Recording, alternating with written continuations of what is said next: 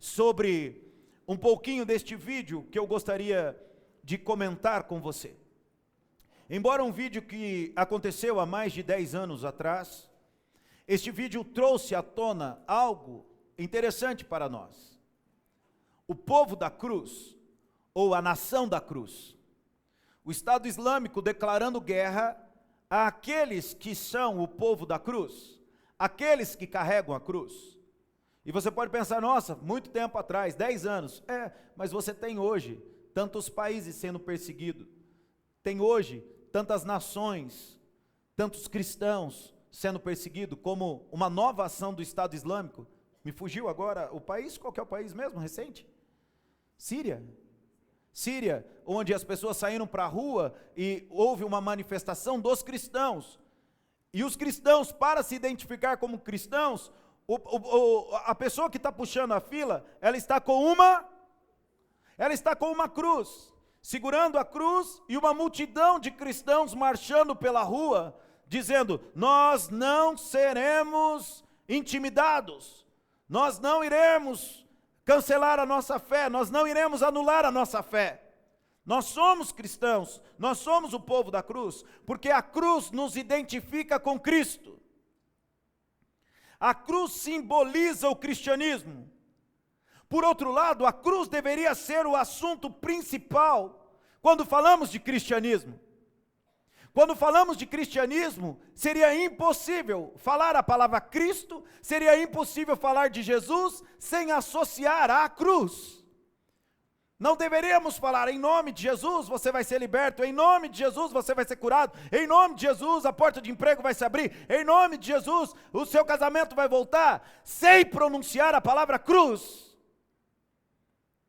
Porque ele morreu numa cruz, e a marca do cristianismo é cruz.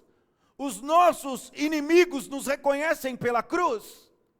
O maior ato de Jesus foi a cruz. Então nós deveríamos nos tornar especialistas nisso, e o nosso assunto principal deveria ser isso. Mas nós não podemos também entender uma pregação sobre cruz como uma aula de conhecimento, mas sim como a nossa grande lição de amor e ação. A pregação de hoje não pode ser uma aula.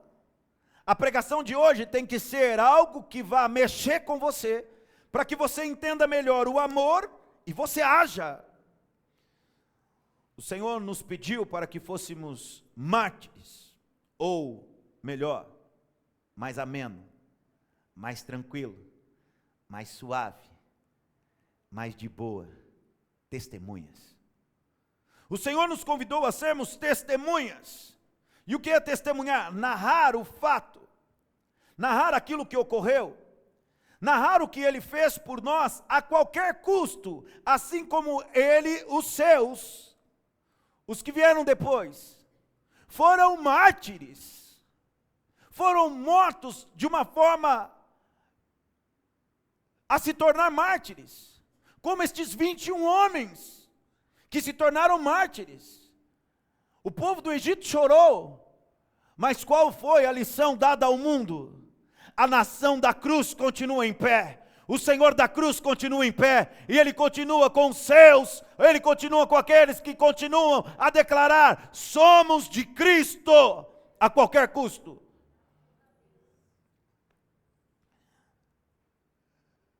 A semana passada falamos de graça.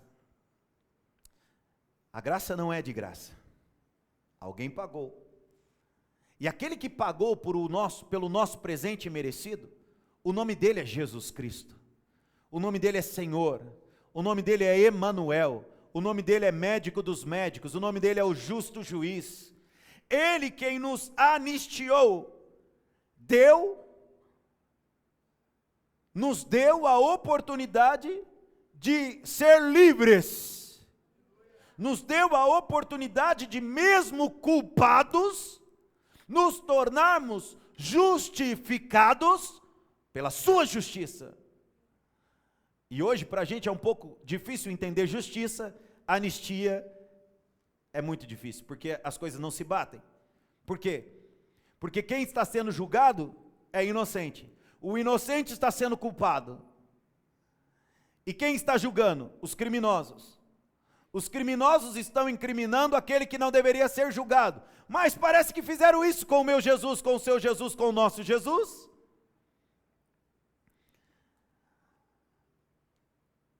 Nós precisamos entender, então, o porquê que a mensagem da cruz precisa ser mais impactante para os nossos corações, e nós precisamos entender por que o tempo, por que a rotina, por que os nossos olhos, porque parece que a nossa Bíblia não fala de cruz, mas parece que os nossos louvores não falam mais de cruz. Por quê? Porque é o assunto que transforma. Porque quando entendemos e enxergamos o poder da cruz, muitas coisas nossas vidas são transformadas. E nós temos que entender que antes do Senhor dizer haja luz, Ele disse haja cruz. Antes dele dizer haja luz, Ele disse haja cruz. É o texto que nós lemos sempre nas nossas ceias, de 1 Pedro 1, o 20, ele foi conhecido antes da fundação do mundo, mas foi manifestado nestes últimos tempos. Porque está falando que nós não fomos comprados por carne, por ouro ou prata, nós fomos comprados pelo precioso sangue de Jesus.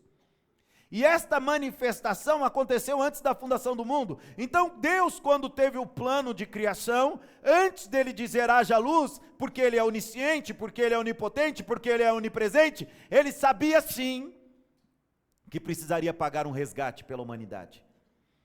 E o resgate não foi um sósia, o resgate não foi um Adão criado da terra, o resgate foi o seu próprio Filho, dado a nosso favor, e isso é maravilhoso. A mensagem de hoje tem o tema Cristo crucificado, loucura. Eu gostaria de convidar você então a abrir a poderosa, infalível, imutável e penetrante em 1 Coríntios capítulo 1, no versículo 18, o tema desta perícope que nós chamamos é a mensagem da cruz. 1 Coríntios capítulo 1, o versículo 18, vamos ler a palavra de Deus. Primeiro culto do Léo? Eita, já vai ouvir da cruz, Léo. Cadê a Janine, está aí também? Bem-vinda de volta, aleluia.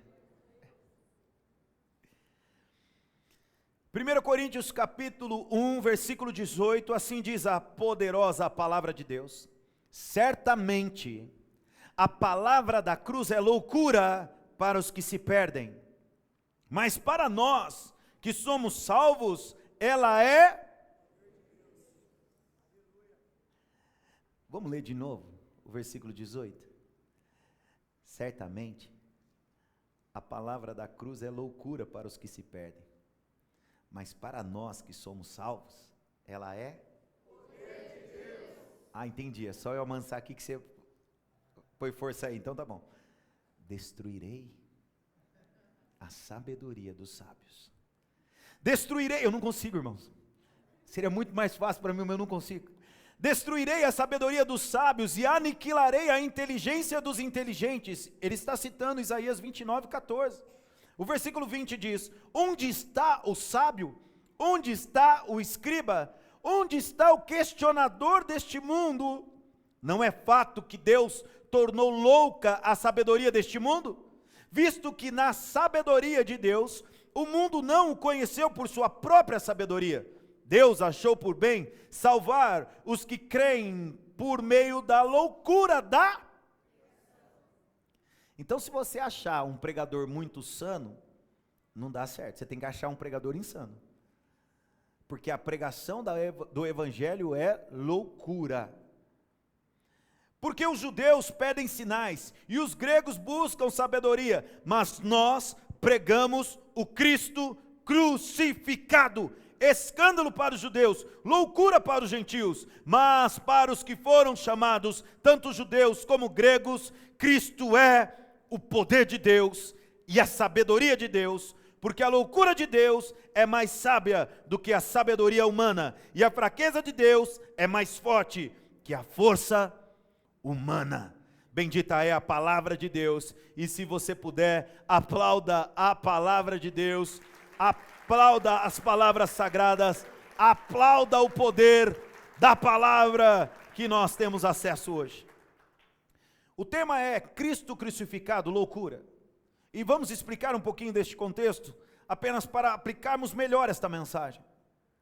Se observarmos o versículo 18 até o 21, eu quero extrair com você a palavra sabedoria. Certamente a palavra da cruz é loucura para os que se perdem, mas para nós que somos salvos, ela é poder de Deus, pois está escrito: destruirei a sabedoria dos sábios e aniquilarei a inteligência dos inteligentes. Inteligência, sabedoria, inteligência da inteligência. O Senhor está falando de sofia, conhecimento, sabedoria. Isso para os gregos tinha muito valor. Era o Deus do século deles. Os gregos que haviam sido dominados agora pelos romanos, eles haviam espalhado o seu modelo de vida, chamado helenismo. E o seu modelo de vida, o seu padrão de vida era sofia. Vem aí as filosofias, vem aí todas as fias da ciência. Era um poder do intelecto, era o saber acima de tudo, era o saber, quem mais sabia, tinha notoriedade. É por isso que o apóstolo Paulo aponta para tantas coisas. Eu aprendi aos pés de Gamaliel, sofia, conhecimento, sabedoria. E aqui o Senhor está falando, havia uma profecia 700, 800 anos antes: destruirei a sabedoria dos sábios e aniquilarei a inteligência dos inteligentes. E o Senhor questionando: onde está o sábio? Onde está o escriba? Escriba? Eram inteligentes, eram os professores, eram os mestres. Onde está o questionador deste mundo? Não é fato que Deus tornou louca a sabedoria deste mundo, visto que na sabedoria de Deus o mundo não conheceu por sua própria sabedoria. Parece que é um jogo de palavras, mas um resumo simples é que o apóstolo Paulo está chamando a atenção dos corintianos.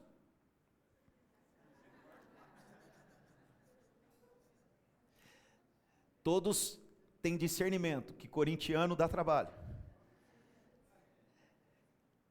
E aqui era a cidade de Corinto, onde aqueles que eram daquela cidade pertenciam também àquele estilo de vida, aquele estilo de cultura, agregando um valor que potencializava o ruim, que era a libertinagem através da religião.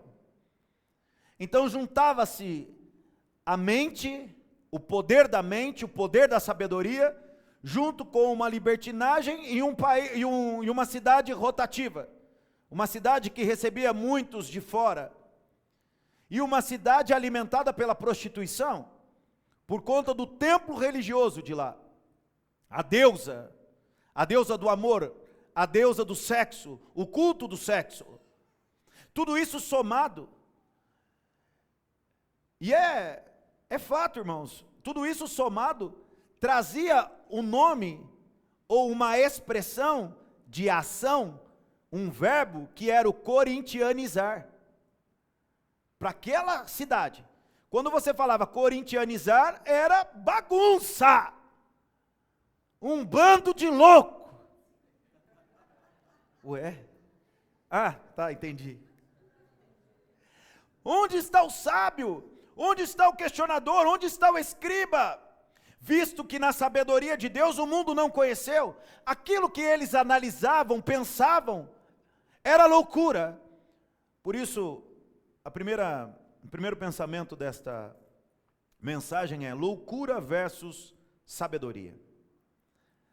A cultura helênica impressa no coração daqueles homens é a expectativa de uma sabedoria plena, a era da razão, do pensar, do raciocinar. E é interessante nós olharmos para as estratégias de Paulo. Estou falando isso porque estou falando para uma igreja missionária. Estou falando isso porque estou falando para uma igreja missionária. Estou falando isso porque eu estou no país que vai exportar missionários. Estou falando isso porque eu estou no ministério que mais vai mandar gente para todo lugar do mundo. Essa semana recebi um contato de um pastor que está na Turquia, pedindo ajuda. Eu nem respondi ele ainda. Porque eu falei, Deus, trabalha. Esta igreja vai mandar a gente para fora do país para pregar a cruz. E a estratégia de Paulo? A estratégia de Paulo era atacar as faculdades. A estratégia de Paulo era atacar os centros, os grandes centros de pensadores. A estratégia de Paulo era atacar aqueles que formavam opiniões, os mestres, os grandes centros acadêmicos e logísticos. Por quê? Porque se ele pegava a cidade de Corinto, ele evangelizava a parte do mundo. Ele evangelizava uma Europa, ele alcançava outros países, outras nações que ele não podia ir. Mas se ele chegava, pegava alguém que estava de passagem na cidade de Corinto e apresentava a cruz era levada a outras nações. Temos que entender essa estratégia. Mas ele está combatendo algo que era muito ardente no tempo dele, que era a sabedoria, o conhecer. E por isso que Deus levanta um Paulo, cheio de diplomas, porque intelectuais só dão moral para intelectuais, verdade ou não? Então, o intelectual chega, se você começa a conversar com ele, ele já quer esfregar uns 3, 5 diplomas na sua cara. É uma estratégia que se usa hoje dentro das faculdades e escolas. Pega-se um aluninho que está chegando agora, qual que é a sua profissão? Não sei. Onde você mora? Não sei. Quanto que é o seu custo de vida? Não sei. E aí ele vem e fala, eu sou formado em tarará, tarará, eu isso, eu aquilo, teu pai não sabe nada, geração ultrapassada. E aí começam a destruir aquilo que com tanto trabalho construímos. Agora imagine se os professores começam a lançar sementinha do bem, porque hoje sementinha do mal. Ele vem e explica sobre a teoria da criação e solta uma sementinha do mal, porque isso é loucura. Pensar que o homem veio do barro, onde já se viu? E pode chamar qualquer um dos seus pastores, padre, pode chamar, porque eu falo o grego, eu falo o hebraico, eu estudei as línguas originais da Bíblia, e não é isso que os pastores habitolados fica falando aí, aqueles pastor ignorante que fala, não sabe fazer uma frase inteira sem errar a gramática, sem errar. E aí, olha o filhinho aqui. Se meu pai não pode com ele, imagine eu. E Paulo entra neste ambiente e começa a dar carteirada. Você estudou aonde? Eu estudei na PUC, eu estudei em Harvard. Opa, aonde? Harvard. Sério? Quem é você? E aí você começa a criar conexões para falar. E Paulo então pega essa estratégia de entrar na sabedoria, no saber, no conhecer. E ele vem e ele explica algo inexplicável. É um contraste. Por quê? Porque os gregos esperavam sabedoria, os gregos esperavam um poder intelectual, e o que vem? A mensagem da cruz, o Cristo crucificado. Ué, onde está a sabedoria? Onde está a inteligência? Para o grego a conta não fechava, porque o que cruz tem a ver com sabedoria? Cruz tinha a ver com maldição, cruz tinha a ver com julgamento, cruz tinha a ver com ladrão, cruz tinha a ver com fraco, cruz tinha a ver com rejeitados, cruz tinha a ver com acusados, e não tinha nada de sabedoria. Cruz era vergonha, cruz era sofrimento, cruz era humilhação. Quer palavra pior para quem é do saber? Ser humilhado? Porque a letra mata, diz a Bíblia. Por que a letra mata? Porque a letra eleva o orgulho. E o oposto do orgulho é a humildade. E pega alguém orgulhoso e humilha ele para você ver. Você destrói a pessoa, sim ou não? Agora, pega o saber, o orgulho, o conhecer, e leva para ele o quê? Humilhação. Quem é Jesus? Aquele que foi humilhado. Eu não quero. Falar de cruz é loucura dentro do saber. Porque que sabedoria é essa de alguém se humilhar por outro? Ainda mais quando se explica que ele se humilhou, não foi por ele. O Senhor Jesus não estava salvando ele. O Senhor Jesus não estava pagando pelos pecados dele. O Senhor Jesus estava morrendo por nós. O Senhor Jesus não pecou. O Senhor Jesus não tinha acusação. O Senhor Jesus não tinha pecado, não tinha cometido crime. O Senhor Jesus foi crucificado injustamente. Pilatos viu, Herodes viu, e os judeus sabiam, porque foram os judeus que o acusaram. E quando os judeus acusam baseado em dinheiro. Subornam Judas, subornam testemunhas, subornam guardas, ou em meio a uma corrupção e no seu saber, o que era razão é que de fato Jesus não pecou, não errou, não blasfemou, não trouxe palavras contra a lei de Moisés, ele cumpriu a lei. Então dentro da razão você começa a fechar a conta. Jesus quebrou as leis? Não. Jesus blasfemou? Não. Jesus fez mal a alguém? Não. Jesus se levantou contra o império? Não. Jesus estava montando um montim para uma revolução dentro de Roma? Não. Na conta do saber, Jesus não fez nada.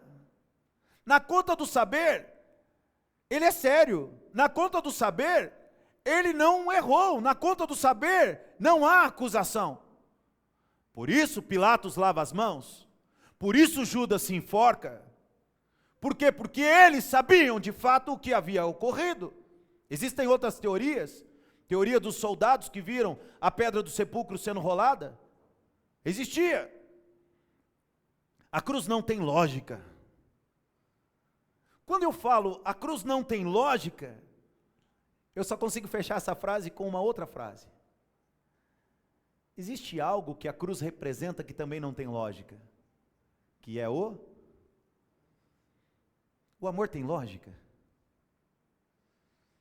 Existe lógica no amor? Quando você se apaixona pela tua namorada, pelo teu cônjuge, você fala, o amor é cego. O amor é cego, porque o amor não tem lógica. Para entender que o amor não tem lógica mesmo, é quando nascem os filhos. Qual é a lógica de eu tirar o meu dinheiro e dar para ele? Qual é a lógica de eu tirar o meu dinheiro e dar para ela? Qual é a lógica de eu perder o meu sono por causa dela? Qual é a lógica de eu perder o meu sono por causa dele? Qual é a lógica de eu desejar que o futuro dele seja melhor que o meu? Qual é a lógica de eu desejar que o futuro dela seja melhor que o meu? Qual é a lógica desse sentimento que nos une aos nossos filhos? Existe lógica? Existe? A conta fecha? Não fecha.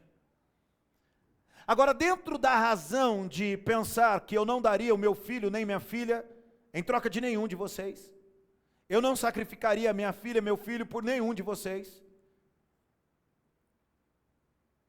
há uma inversão. Quando Deus entrega seu único filho, alegando um sentimento por mim e por você. O sentimento do amor.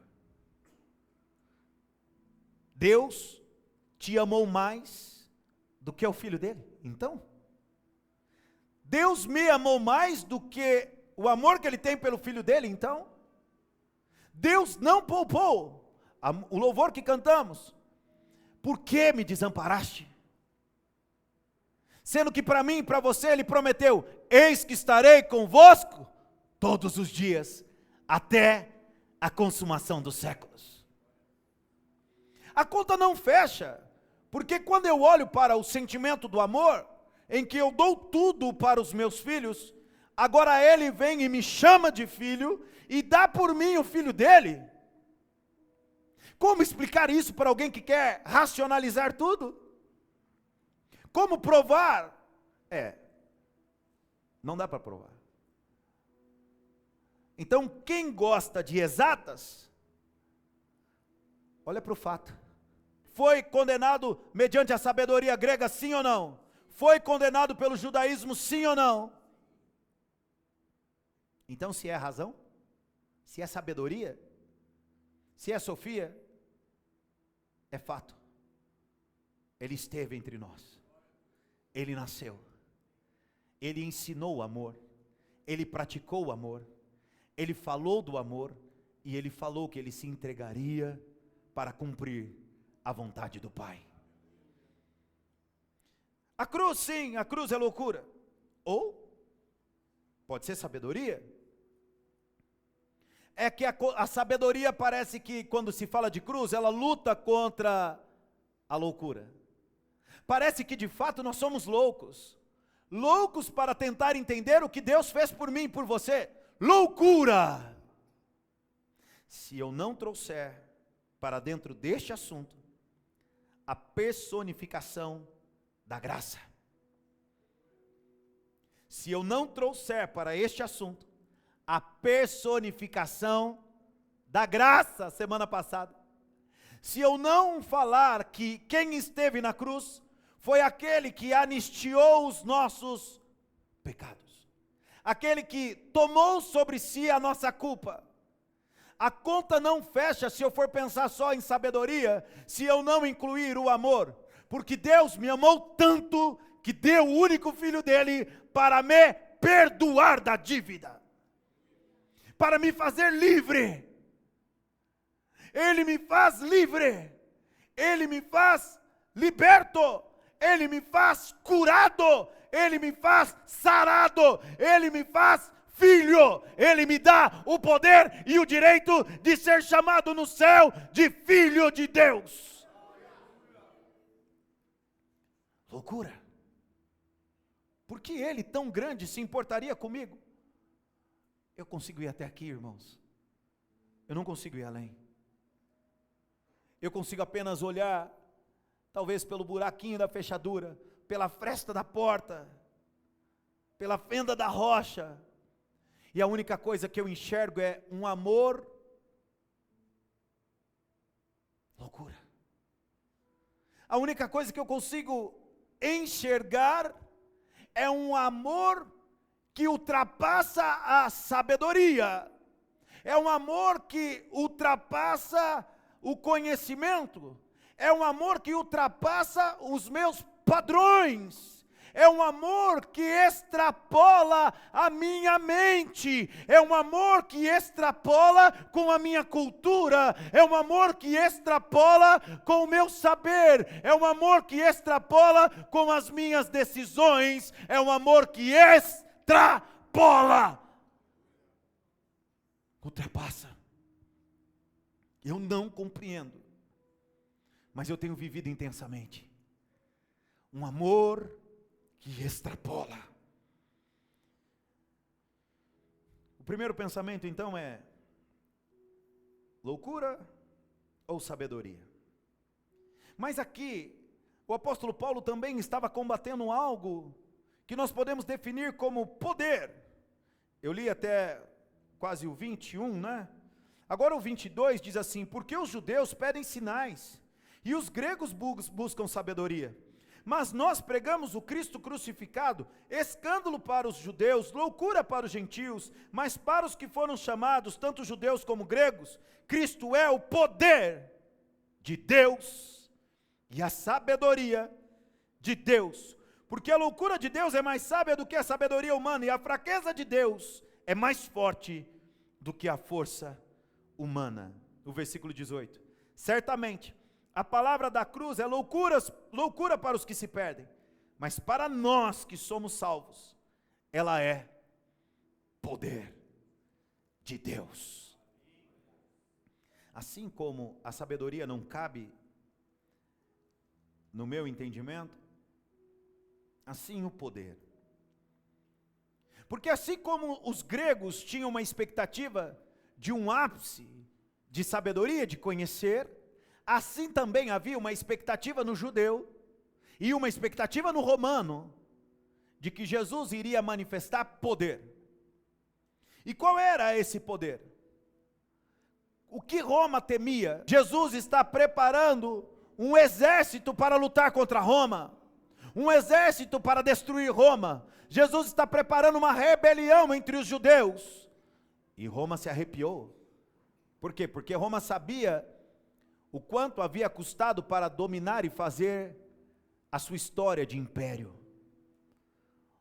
Roma havia conquistado muitos espaços, muitos territórios, na força das suas armas. Armas revolucionárias. Ninguém no mundo tinha a força bélica que existia em Roma.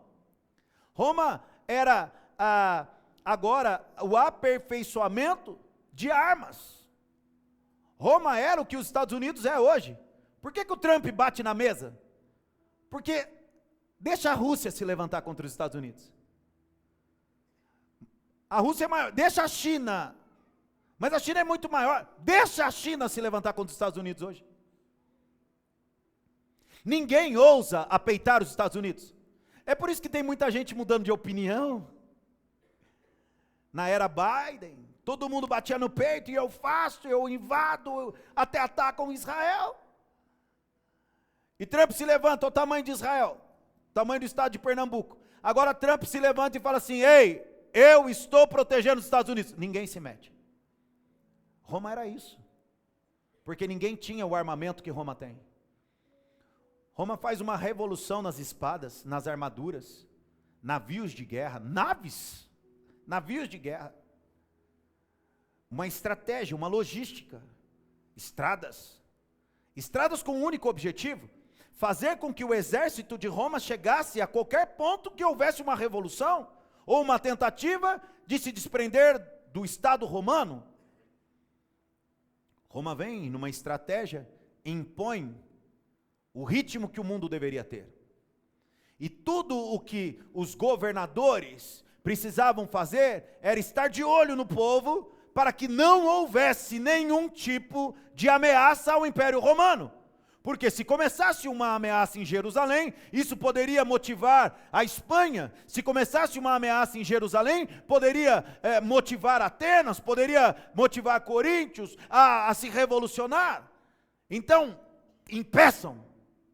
E para isso, mais estratégias militares foram desenvolvidas, como a crucificação. A crucificação, ela era um espetáculo. A crucificação, ela tinha como objetivo mostrar para o maior número de pessoas o seguinte: não se meta com Roma, não se levante com Roma, não fale contra Roma. Era uma força de intimidação. Acho que o Brasil sabe o que é isso. É uma força de intimidação. Se você falar mal de Roma, você vai ser crucificado. A crucificação, ela acontecia no meio dos mercados de Jerusalém. Se você vai hoje para Israel, você vai ver a Via Dolorosa. A Via Dolorosa, ela passa por meio do mercado. Até hoje é mercado. Até hoje é mercado. E por quê? Porque ali ficava a concentração de pessoas. As pessoas se concentravam ali. Mas não pense você que o mundo parou na época para ver Jesus. Olha, Jesus está sendo crucificado. Era mais um. Era mais um. Pedro parou, Maria parou, João parou, Tomé parou. Mas aqueles que comeram dos cinco pães e 2 peixes que ele multiplicou, não. Aqueles que desfrutaram dos milagres, os 10 leprosos, talvez um Zaqueu. A comunicação não era rápida como a de hoje, e talvez eles nem estivessem ali vendo o que havia acontecido. No caso de Jesus, ainda houve ocorreram alguns elementos que deixam a crucificação de Jesus algo muito mais específico. A Bíblia diz que colocaram uma placa, INRI, Jesus Nazareno, Rei dos Judeus. A Bíblia fala que Pilatos o açoitou, porque Pilatos, quando foi julgá-lo, ele não via condenação em Jesus. Então ele disse: vamos castigá-lo, mas castiguem com força. Assim nós convenceremos o povo a soltá-lo, porque eu não vejo neste homem culpa. E então Jesus é açoitado. O que eram os açoites? Chicotadas. Uma arma desenvolvida para promover explosões nos nossos tecidos. Uma arma desenvolvida para promover explosões nos nossos tecidos. Então eram o chicote que você imagina, e em suas pontas eram colocadas esferas, como nós conhecemos hoje, bolinhas de aço, ou pedaços de ossos, com um único objetivo, em que ao tocar na pele, explodisse, rasgasse, e até penetrasse no nosso tecido. E Jesus é açoitado com força. E quem você acha que açoitava estes homens que pensava-se que estava se voltando contra Roma? Me permita aplicar melhor isso. Quem você acha que cerca hoje o Alexandre de Moraes? Você acha que é qualquer soldadinho ou tem que ser os melhores para ele? Quem você acha que faz a segurança do Lula? Você acha que é qualquer Zé Mané ou os mais bambambãs? Quem você acha que faz a segurança do Bolsonaro? É qualquer um ou tem que ser gente especialista? Quem você acha que fazia os açoites? Você acha que era um camarada? Nossa, hoje é segunda-feira, tem que trabalhar. Oh, meu Deus. O que chegou para nós aí? 40 chibatadas num tal de Jesus aí. Ai, meu braço está até cansado de tanto bater. Você não pode ir lá no meu lugar, não? Oh, não, hoje eu estou contestado, vou levar meu filho no médico. Tá bom. Ixi, vou eu mesmo. Mas o que tem que fazer com esse Jesus aí? Chibatar. Você acha que é isso? Você acha que era um carcereiro meia boca que chega tossindo, com dor no corpo? Ou você acha que eram uns camarada parrudo, troncudo? Eram os caras que malhavam na Smart Fit. O que você acha? Eram os camaradas que deveriam olhar assim para Jesus, de ser brutamonte, acostumado à batalha, homens que serviam a César, homens que serviam ao império, brutos, e são eles que batem, são eles que trazem a sentença. Outra particularidade é que Jesus é apresentado com um manto, com uma coroa, para ser caçoado, humilhado como rei dos judeus. Olha aqui o que eu fiz com o rei dos judeus. Agora começa a imaginar o seu corpo sendo dilacerado, explosões no seu tecido, e você joga um tecido por cima, no seu tecido, né, de pele, e aí você coloca uma roupa. Alguém aqui já colocou band-aid no machucadinho? Já fez aqueles curativos? Eu me lembro que quando eu cortei meu braço, tinha aqui todos os curativos, coçava tanto. Eu criança, eu lembro, eu pegava um garfo, eu não tinha noção do que estava aqui dentro. Eu pegava um garfo escondido para coçar. E aí quando se tira aquelas ataduras que você às vezes tem que colocar com o esparadrapo, o band-aid que você tira e puxa seus pelinhos, você já... Imaginem, a pele de Jesus depois de tomar 40 chibatadas, ou 39, jogarem nele um manto vermelho, colocarem em sua cabeça uma coroa de espinhos. Essa aqui é uma réplica, que eu já mostrei algumas vezes, né? Mas eu acho muito legal ver para a gente poder imaginar. Pode rodar. Uma coroa de espinho. Essa é uma planta da região de Israel, e muito provavelmente seja algo nesse sentido que foi colocado na cabeça de Jesus. E ele é apresentado, por quê? Porque Roma está dizendo, olha o poder que ele tem. Olha o poder dele aqui, ó. O poder dele acabou nas nossas chicotadas. Se ele é rei, que rei é esse que tem uma coroa de espinho e um corpo todo destruído? Porque para o judeu, o poder era o poder de Davi, o grande guerreiro de Israel, citado até nos dias de hoje, quando você vê o primeiro-ministro de Israel falando sobre o Hamas, citando Salmos, citando o Deus de Davi. Porque quem foi Davi? Davi foi um conquistador, um general, um homem que todas as nações temiam por seu exército, por sua braveza. Um homem que era desafiado e ele não media esforços e tinha estratégias de guerra para vencer qualquer inimigo.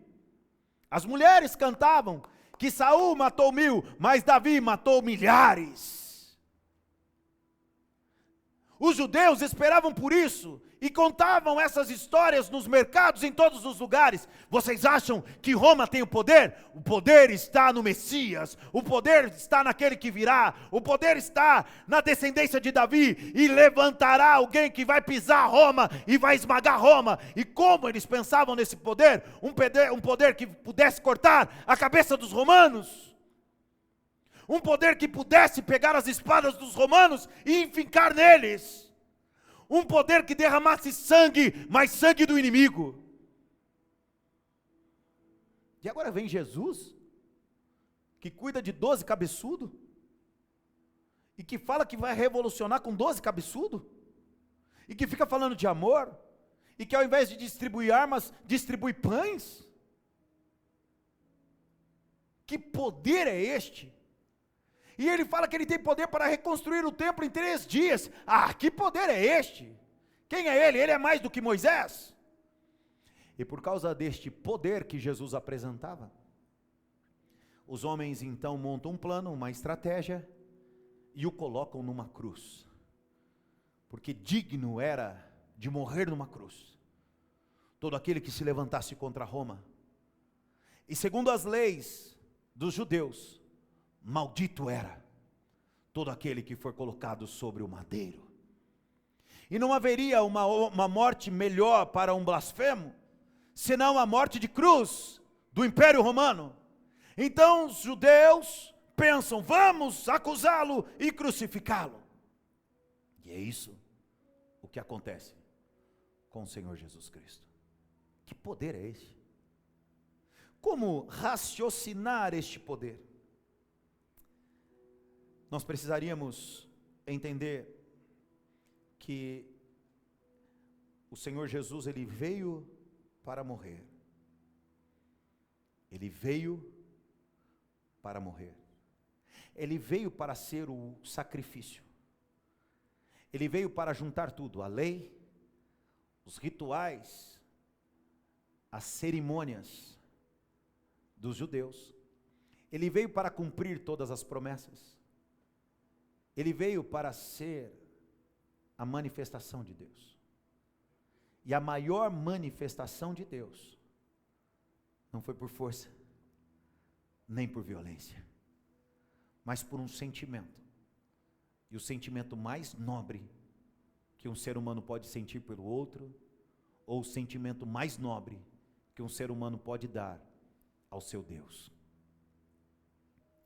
Paulo estava entrando em tantas questões. Ei, corintianos, a mensagem da cruz é loucura. Loucura quando você pensa como os gregos. Loucura como você pensa como os judeus. Loucura como quando você pensa como os romanos. Porque se você olhar a expectativa dos judeus, elas foram frustradas. Se você olhar a expectativa dos romanos, também foram frustradas. Se você olhar a sabedoria dos gregos, elas foram frustradas. Porque aquilo que é sabedoria para o homem, é loucura para Deus. E Deus pega a sua loucura e destrói a inteligência dos humanos. Como? Através do amor. Existe um poder maior do que um revólver. Existe um poder maior do que uma espada. Existe um poder maior do que uma guilhotina ou que uma cruz. E é o poder do amor. Loucura! O poder do amor. Loucura! O poder do amor. Loucura! Loucura sim. Mas parece que Deus, em sua sabedoria, torna-se louco para confundir os sábios. E na sua loucura, parece que é mais inteligente do que toda a nossa inteligência e capacidade intelectual.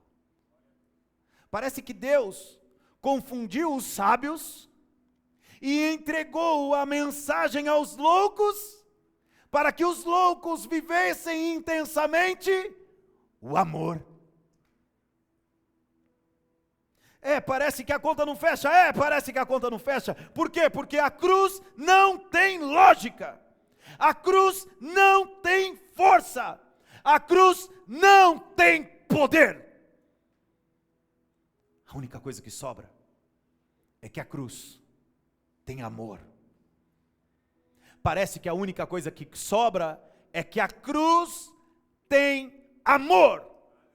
Amor para comigo, amor para com o próximo, amor para até com os inimigos. Diante do poder de Roma, um centurião se prostra dizendo: verdadeiramente, ele é o Filho de Deus. O poder do amor não deu um tiro nele. O poder do amor não enfincou uma espada nele. O poder do amor não deu um soco na boca dele. O poder do amor não passou por cima dele com cavalos, com carros de guerra. O poder do amor atropelou ele, constrangendo ele a olhar para Deus e dizer: Deus é amor. 21 homens tiveram suas gargantas cortadas. Imagens daquele assassinato à beira de uma praia mostram ondas que não eram mais na cor do mar. Ondas se formam de sangue de 21 homens que se sacrificaram por não negar Jesus. Mártires, testemunhas de que a cruz continua tendo poder. Que poder é esse? O poder de livrá-los da mão do Estado Islâmico? Não. O poder de homens comuns continuarem olhando para o céu e dizendo: sim, eu amo a mensagem da cruz. Até morrer eu a vou proclamar. Levarei eu também minha cruz, até por uma coroa trocar.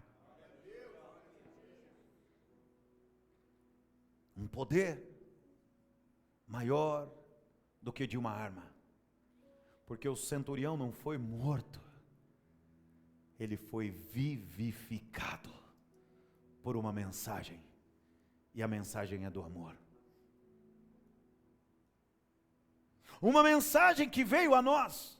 Por quê? Porque antes da fundação, o Senhor já olhava para o dia em que o seu filho seria entregue. Antes dele dizer haja luz, ele disse haja cruz. E a nossa história de queda é de frente a uma árvore.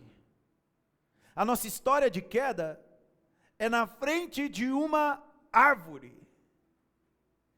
E a nossa história de redenção?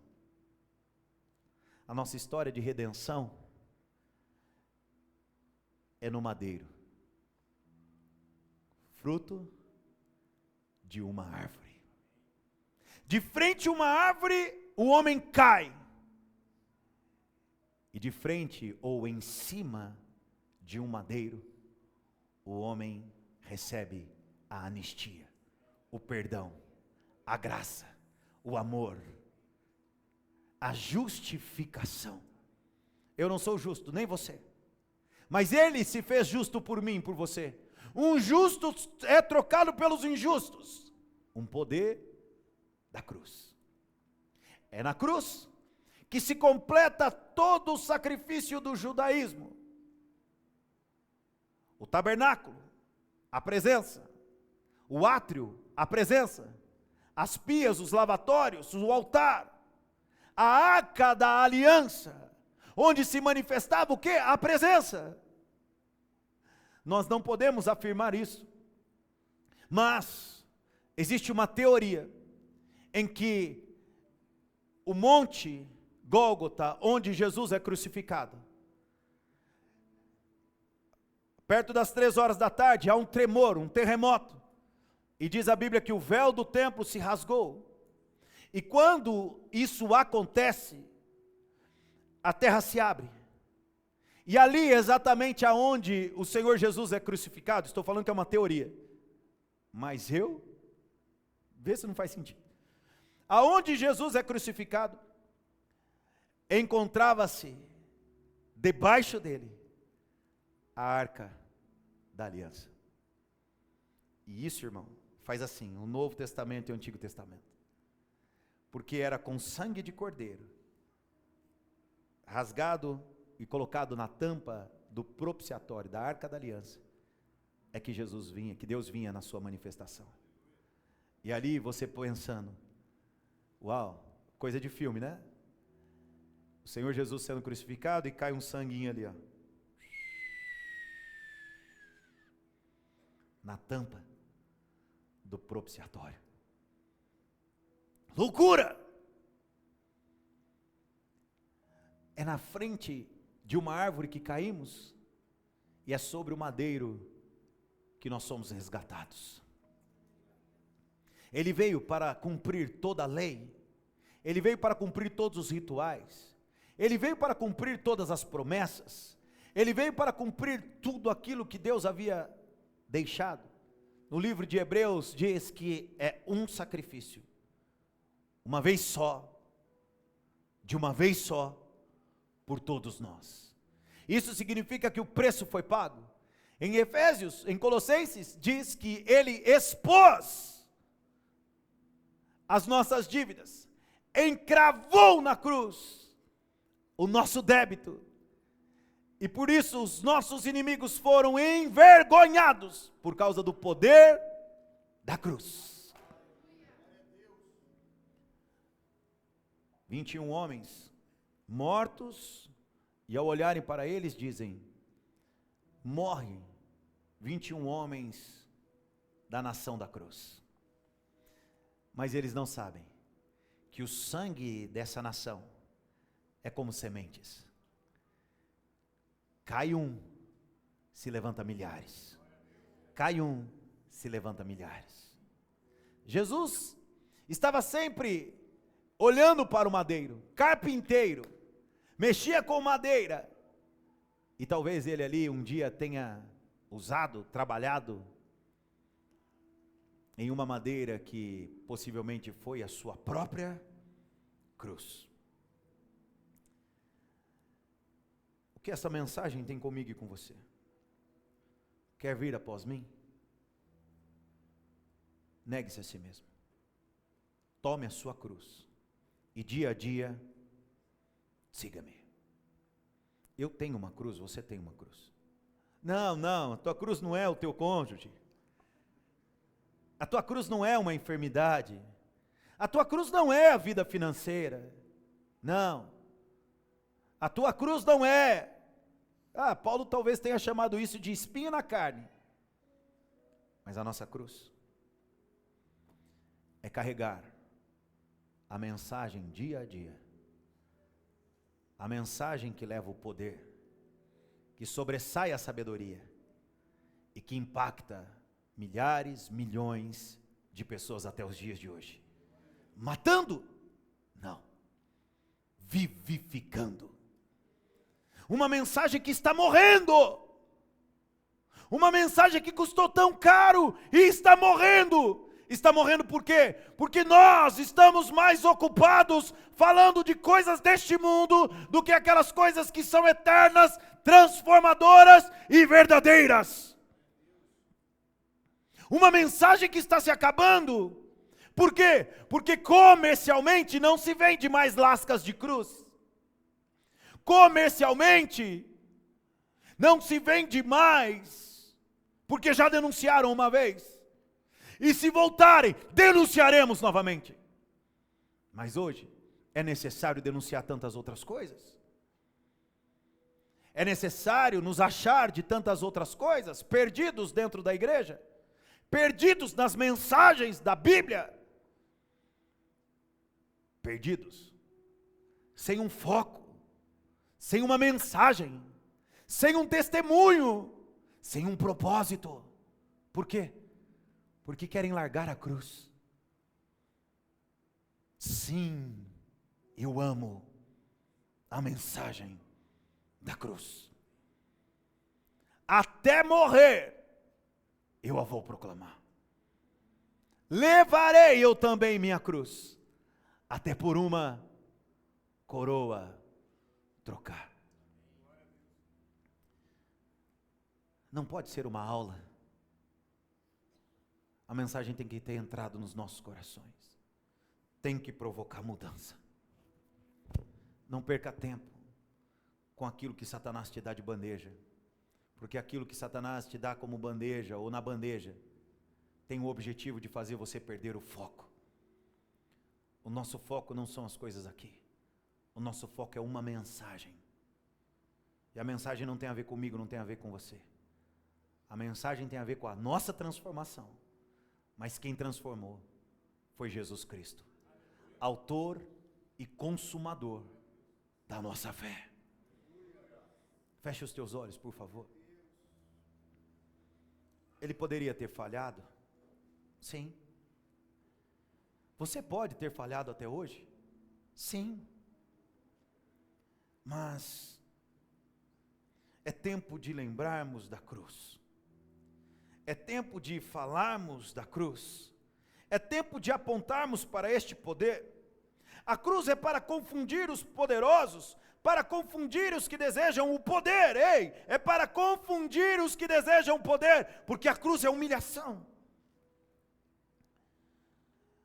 Os discípulos um dia falaram de poder.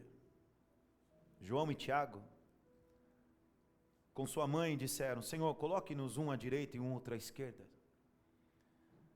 E o Senhor Jesus disse: se você quer este poder, você vai perder o reino. Se você ganhar aqui, você vai perder lá. Mas se você perder aqui, você ganha lá. Quer ser o maior, seja o menor.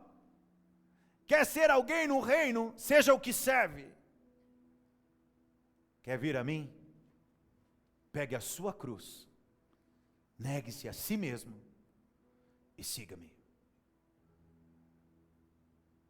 Por que você está abandonando a sua cruz? Por que você está abandonando a mensagem da cruz? A nossa missão é esta. A nossa missão é apontar para Ele. É por isso que não adianta mudar de igreja. Tem que mudar o chassis. Tem que mudar a mensagem.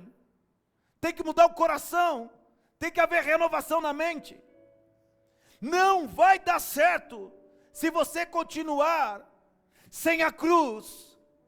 Não vai dar certo se você apelar a uma mensagem que não envolva a cruz. Não vai resolver se você não entender o poder da cruz. É uma mensagem, é um sentimento, é o amor.